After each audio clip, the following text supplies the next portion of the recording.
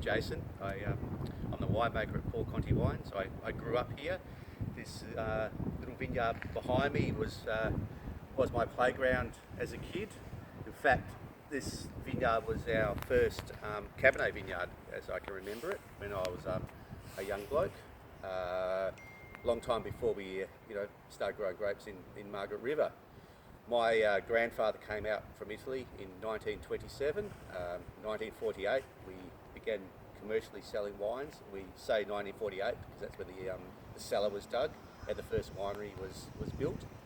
In the 1950s, my dad, his brothers and sisters established what we now call the Marginiat vineyard. We had Grenache, Shiraz and Muscat grown on that property. And in the 1980s we developed our Carabuda vineyard, all in this area just north of Perth on these sort of sandy coastal soils, lots of limestone, but really good country for growing really anything as long as you gave a bit of fertiliser and a little bit of water. So Cabernet has been grown here, and we've made Cabernet for many, many years. In the, I guess, about 2000s, we started looking at getting some land in the southwest. We could see things were changing. There's lots of arguments about climate change and whatnot. I don't want to get into that, but it was getting hotter and drier up here, and I always thought Cabernet really did excel a bit more in that sort of cooler maritime climate. And obviously Margaret River had the runs on the board over the years with some really established labels that have been down there for a long time. Bass Felix, Cullens, Mosswood, Woodlands. Cabernet from Margaret River was like Cabernet from Coonawarra. It was part of when we talk about Cabernet, they're the two regions we talk about. So a good 12 years ago, probably 15 years ago, we purchased a little block of land in Kawarama, just north of Margaret River, probably in that little sort of, always wanted to be close to that sort of dress circle, Williarba, where the most famous Cabernets are grown. And we were lucky that we found a block of land, surprisingly. It was in our budget, we could afford it, but there was no grapes on it. It was an old dairy farm. It was pretty run down. So we really, in conjunction with Bruce Pearce, we spent a lot of money, time, cleaning the place up, building a dam, and literally planting a vineyard. So this Cabernet, 2016, it's got a little bit of bottle age now, which I think Cabernet needs. Primarily, most of the fruit is grown on our vineyard. They were fairly young vines. In fact, it was actually the second vintage from that vineyard.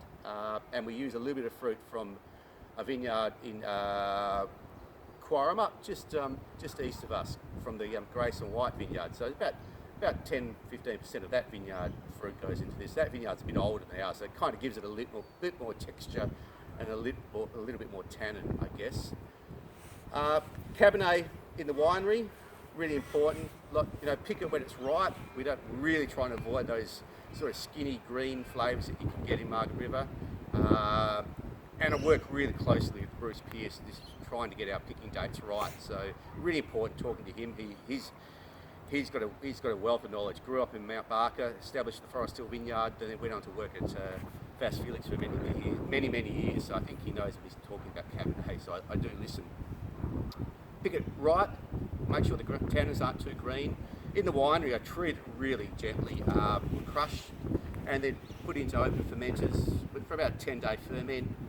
Fairly simple winemaking with cultured yeast. Sometimes I might do a rack and return, but mainly it's just hand plunging with the Cabernet. I don't want to get it too hot. I don't want the ferment to be nice and long. I don't add any tannins or anything like that, so what you see is what you get. Following fermentation, it's goes through Maolo in stainless steel, and once that's finished, then I rack it into oak. I use about 25% new oak.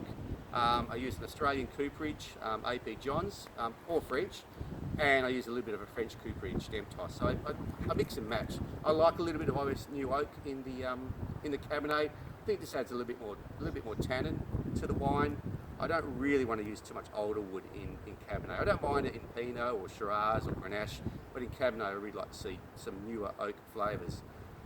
2016, it was quite a good year. Fairly dry, pretty hot, very hot up here. Being down in Margaret River, which is 300 kilometres south of here, a little bit cooler. But essentially it was just an ideal year. It wasn't too many problems getting the fruit ripe. Acid levels were fine, so again there's no additions of acid. So pretty straightforward winemaking really. What else can I say? I think with a little bit of development now, it's probably got a little bit more of a sort of that earthiness that you get with Cabernet, but it's still a little bit of black currant from the primary fruit characters. And again, that tannin is not over the top, just like soft, long tannins. I've always liked wines with a little bit of softness. And there's a little bit of Malbec in there as well. I love Malbec, and that was the blending variety that we chose to grow down south. So it has about 12% Malbec in the final blend. Just gives it a little bit of juiciness and a little bit more extra flavour. So hope you enjoy it. Thank you.